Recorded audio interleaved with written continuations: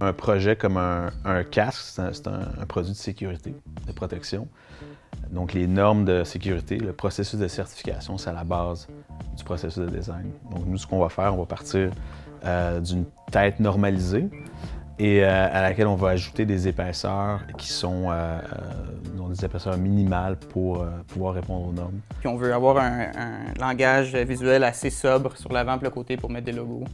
Fait qu'on a une bonne ventilation sur le dessus du casque, puis on a un langage visuel qui est un peu plus moderne comparé aux anciens casques sur le marché.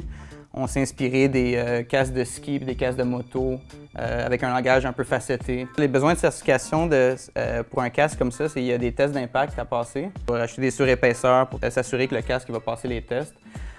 Puis aussi une notion de fit à respecter. C'est important de travailler avec l'argile, c'est qu'on aime beaucoup le côté tactile de ce processus-là, parce que moi, ça me permet de vraiment sentir les surfaces. On est un peu plus proche du design.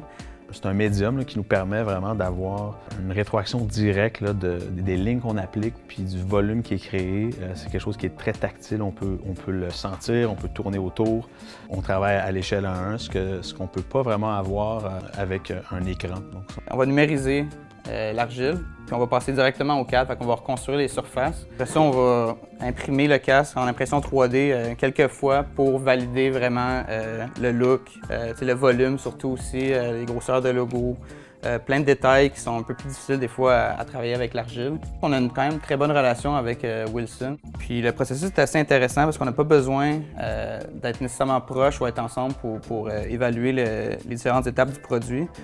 Par exemple, une fois qu'on a terminé l'argile puis qu'on est prêt à faire une impression 3D, c'est très facile pour eux autres de l'imprimer dans leur bureau. Nous autres, on peut l'imprimer à notre bureau aussi, puis après ça, on peut comparer le même produit. Qu'est-ce qui va nous aider? Dans quelle direction on va aller? Ça va être défini à la fois par le produit, ou disons le milieu dans lequel le produit va évoluer. Chaque casque doit répondre aux attentes des utilisateurs de ce milieu-là.